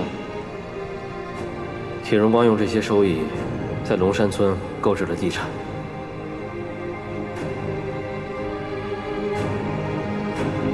审判长，公诉人对证人的发问暂时到此。被告人，你有什么问题需要问证人的吗？需要。鲁明，你刚才说我在龙山村购置了一块地产，什么时候？谁购置的？文件的凭证在哪里？我是按照您的指示办理的，文件凭证都交给您了。文件的签署是我吗？不是。那你为什么信口开河说这个地产是我购置的？被告人，注意你的措辞。审判长，我问完了，请证人鲁明退庭。下面申请证人廖昌平到庭。传证人廖昌平到庭。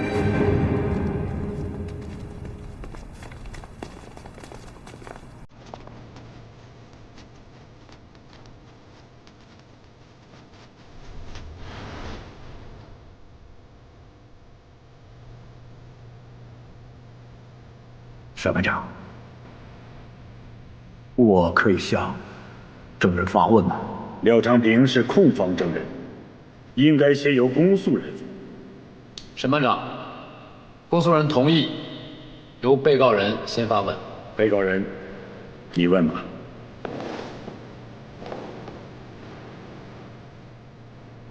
老廖，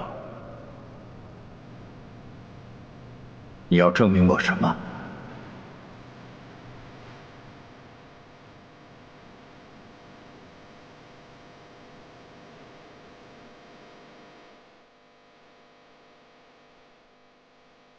马月月做了你多年的地下情人，可到最后却成了你的牺牲品。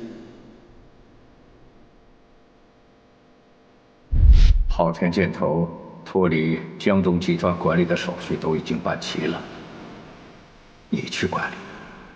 我行吗？我怕我做不好。我在背后支持。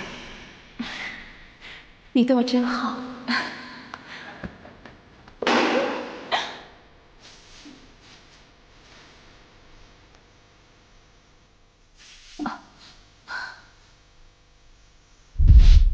你的儿子铁律不肯染指你的旗帜，你为了获取高额利润，指使马月月、廖波协同杨天伪造昊天建投的资质，为龙山大桥项目工程进行围标。谁知道马月月办事不力，冲动之下杀了杨天。你知道龙山大桥的事情，肯定因为马月月的案子会被牵扯出来。所以，你就指使我找人杀了马月月。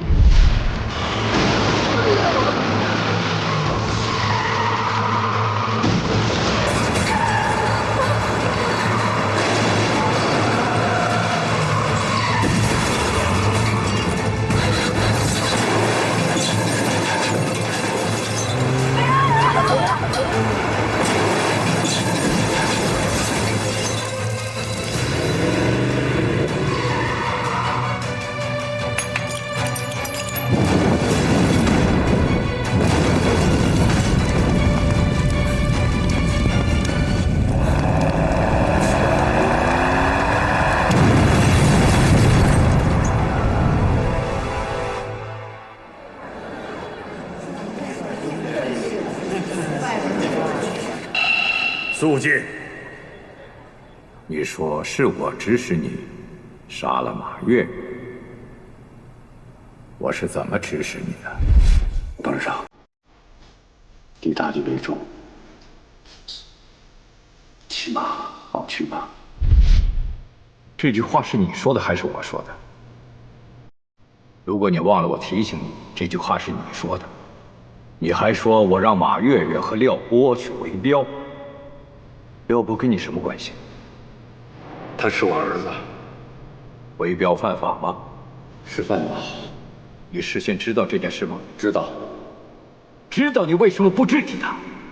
他是你的儿子，你还看着他知法犯法，那你什么心态？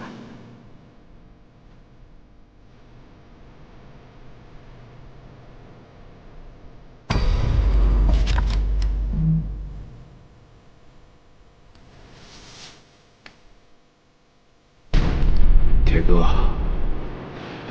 你受敬仰多年的大哥，面对现实吧。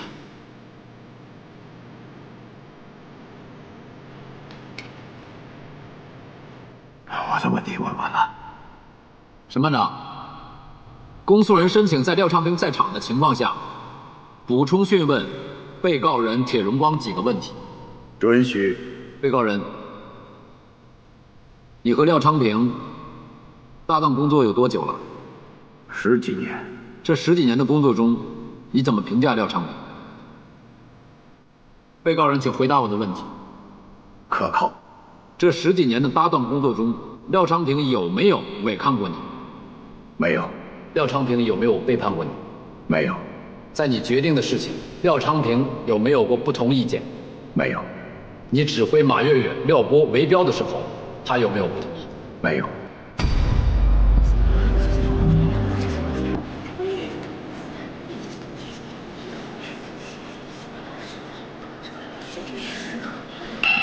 肃静！肃静！他为什么没有阻止自己的儿子参与你的非法操作？被告人，没有任何一个父亲会眼睁睁地看着自己的孩子去违法犯罪。他到底为什么？你难道不清楚吗？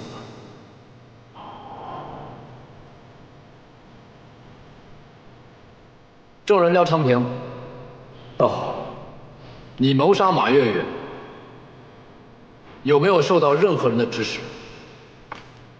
有。谁？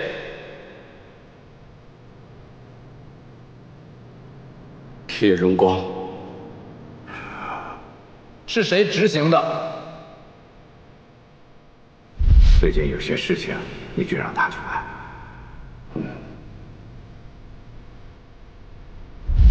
一个叫马刀的杀手。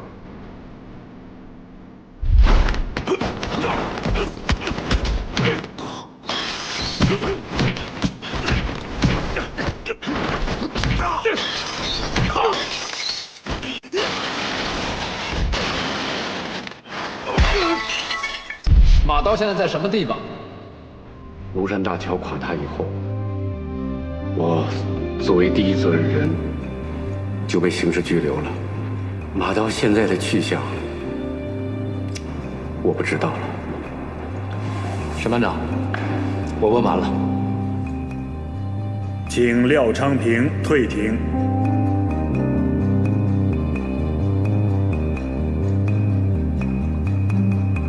龙山大桥是江东的利民工程。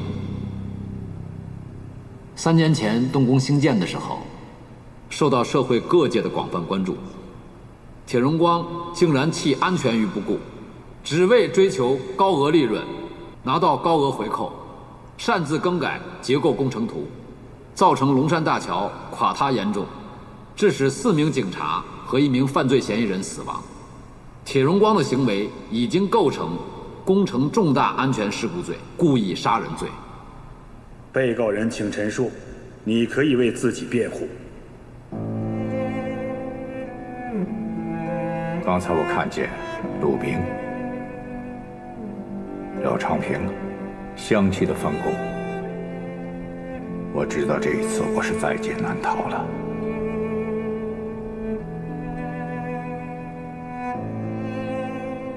16年前，我杀了尹大力，早就该服刑。龙山大桥的坍塌和马月的死，我都负有直接的责任。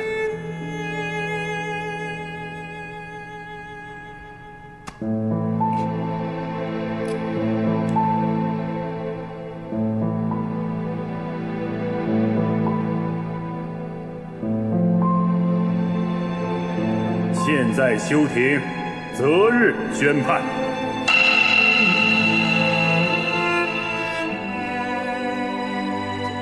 江东市中级人民法院对被告人铁荣光以故意杀人罪、工程重大安全事故罪判处死刑，缓期2年执行，剥夺政治权利终身，并处没收个人全部财产的刑事附带民事责任。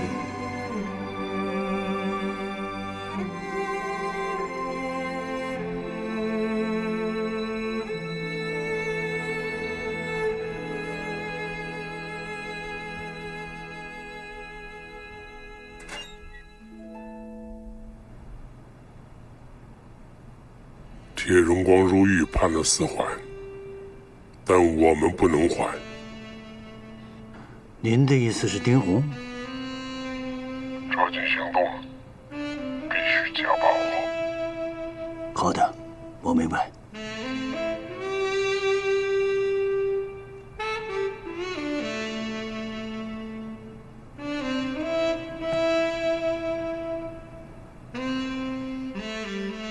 法院接受了我们检察院对铁荣光一案提出的量刑建议，判铁荣光为4缓。这也意味着，我们要尽快对铁荣光进行政策疏导，好让我们能够尽快地触碰到江东背后的黑恶势力。已经有人按耐不住，先行动起来了。江东商行要对江东集团进行拍卖。但是，据经侦的同志反馈回来的消息，说对于江东集团觊觎良久的丁红，在江东集团估值最低的时候，买入了铁荣光所持的全部股份，成为这件事的最大受益者。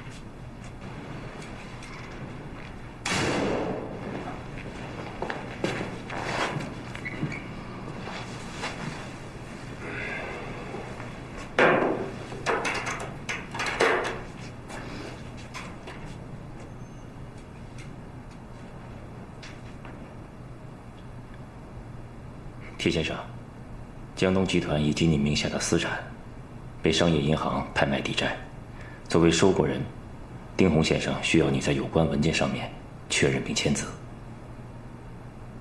丁总，我做的事情让你感到担忧了吧？不光是我担忧啊，很多老朋友也很担忧。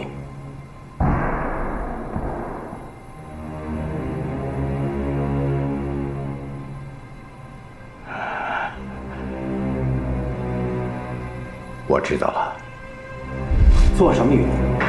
现在几点了？等你做好鱼，2个小时以后。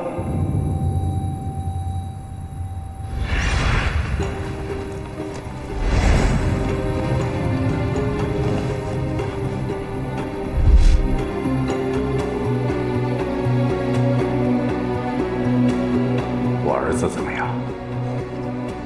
他很好，他每天吃饭、跑步、游泳、睡觉、喝酒，生活的非常规律。看来丁总对我儿子还是蛮关照的。这还不是取决于董事长您吗？明白。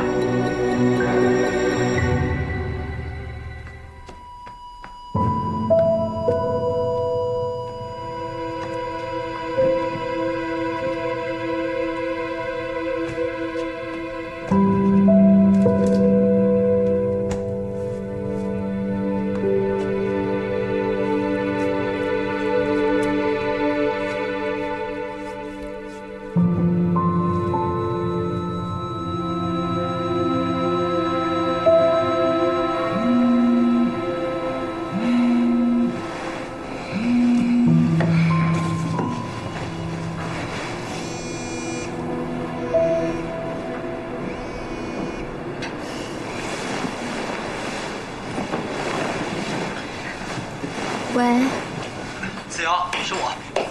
我爸想见我。哦，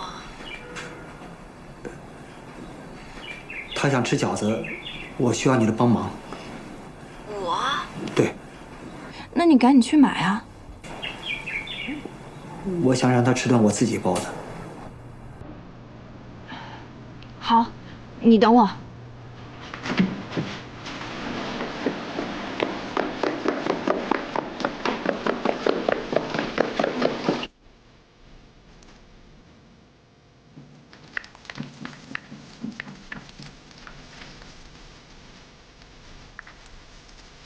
好了，一切准备就绪，开始包。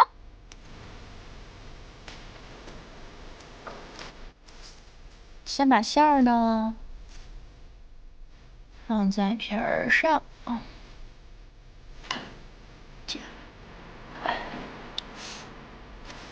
馅儿是不是多了？没事儿，多了咱们给它弄出来一点。夹紧了，然后一捏。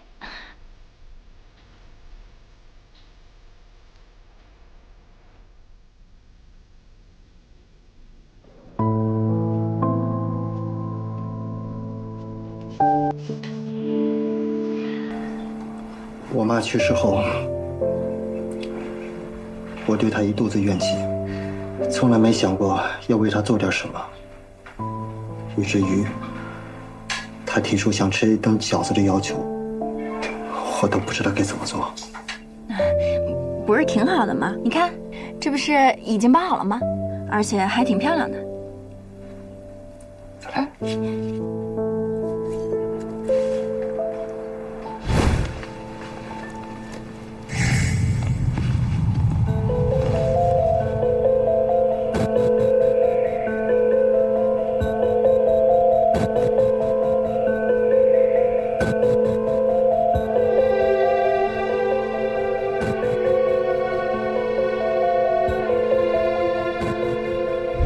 我儿子怎么样？他很好，吃饭、跑步、游泳、睡觉、喝酒，生活的非常规律。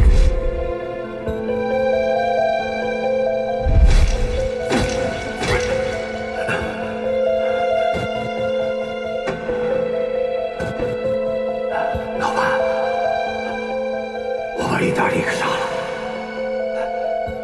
尸体怎么办？被他的马仔周游看到了。不要着急，按我说的做。那你为什么要去给他送礼？而且送的是一把斧子。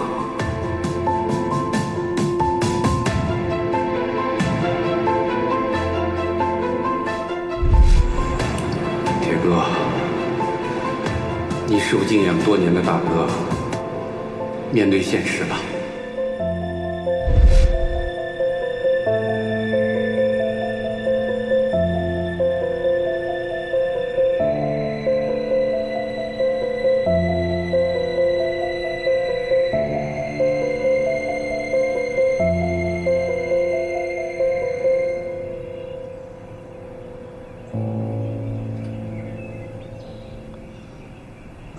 那我进去了。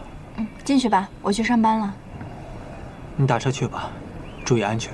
好，放心吧。谢谢。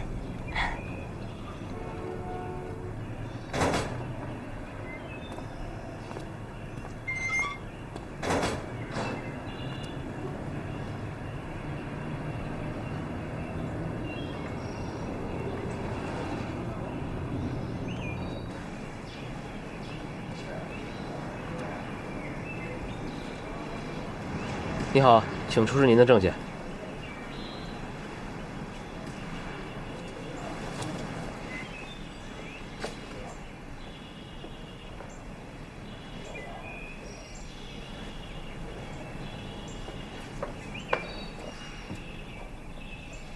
请进。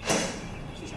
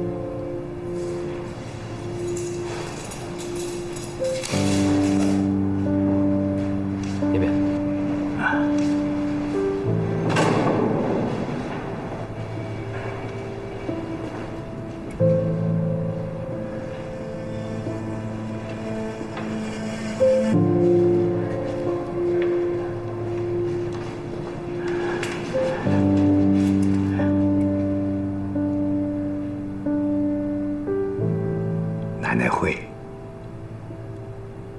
好看不？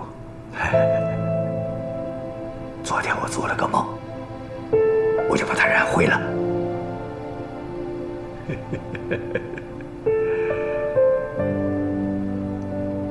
挺潮的，好看。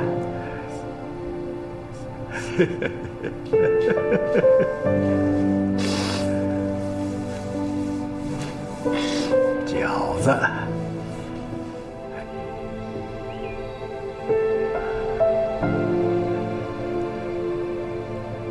几点了？手表不知道放哪儿了，搞丢了。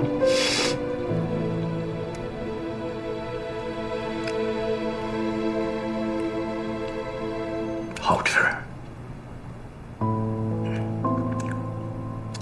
自己包的吧？你什么时候学会包饺子了？啊，我儿子都学会包饺子了，看来我这监狱没白蹲呐。我要是在这儿多待些日子，你是不是连孙子都让我看见了？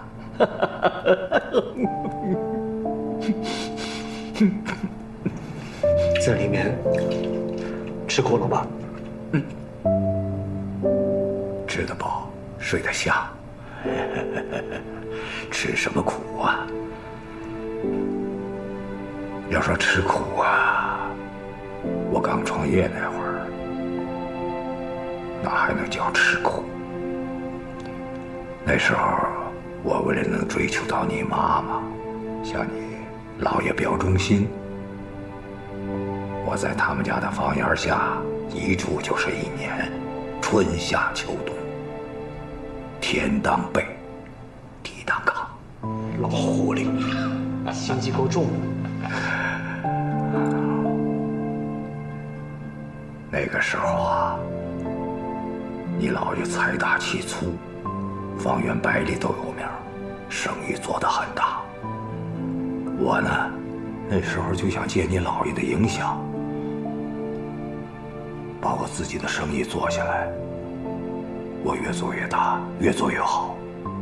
但是呢，你姥爷对我的制约也越来越多，我呢就想摆脱你姥爷对我的制约，我就想让你妈妈跟你不花你姥爷1分钱，我挣的钱让你们娘俩过上好日子。而你姥爷看我做的太大了，在背后捅了我一刀，差点破产。还好我咬着牙挺过来了。这件事儿啊，其实你妈妈从头至尾都知道，但是她没有阻拦你姥爷。我知道以后我非常的生气，我就说啊，你就是不为了我，也为了咱儿子，是不是也应该劝劝你爸呀？我说万一我有个3长2短的话，儿子怎么办？你妈妈跟我说，哎，你要是真的出了什么事儿啊，儿子他姥爷一定能管。我从那以后我才知道，你姥爷这么多年从来没把我当过家里人，知道吗？所以你也没把我妈当成你的家里人，对吧？这是我的错，心胸太狭隘那时候。可是我也想过这件事。你说你妈一个弱女子，她不敢跟你姥爷说呀，跟我说，就我那脾气，她怕我冲动啊。年轻的时候我脾气特别不好，后来我也想明白了，责任在我，我是她丈夫，我没有让她对这个家庭、这个丈夫建立起信任，那不是我的错是谁呀？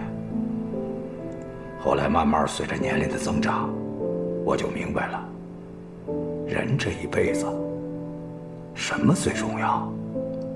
家人。你一定要记住，不管以后你有多大的富贵，有多大的财富，首先你要善待你的朋友，善待你的亲人，尤其是家里人呐，那才是自己一辈子的财富。爸呀，是想交给你一个干干净净的江东集团，没想到阴差阳错的把这事情搞成现在这个样。以前可能你总是想我呀，好像你在我的心里头一天就是无所事事，吃喝玩乐，典型的一个纨绔子弟。爸真没那么想过。其实爸一直觉得你是个男子汉，你在爸的心中一直是一只雄鹰，不是风筝。爸一直以你为骄傲。可能以前我管你管得太多了，我要少管你一点，可能你会发展得更好。这都是爸爸的错啊！你看看，小时候就愿意哭，遇到什么事就哭，一个男子汉眼窝子别那么浅。听爸的，男人这一辈子，你会遇到过很多沟沟坎坎，甚至有时候你都过不去。但是作为男人，牙掉了要咽到肚子里，胳膊折了要放在袖子里，永远要抬着头看路。只有你抬着头，你才能看清有什么，你才能想办法越过去。我自己犯的法，我自己承担。法律对我的判决还是公正的，就是以后也要记住，犯法的事千万不要做，做了就后悔莫及。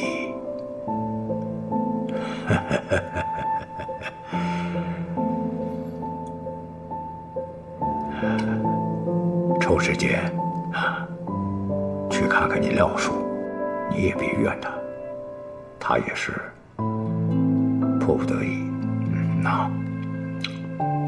还有就是那个孟可卿，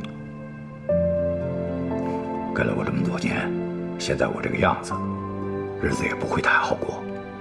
他要遇到什么困难，你能帮他，尽量去帮他，啊，放心吧。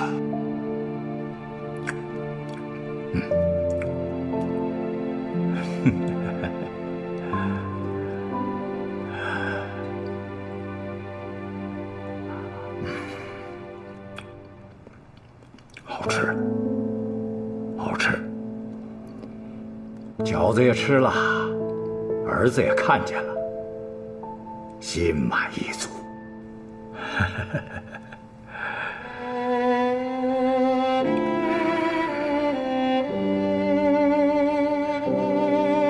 你妈妈的生日还记得吧？千万别忘了，啊！我记得。啊。想吃饺子了，就让他们给我打电话。还有，一定别忘了吃药。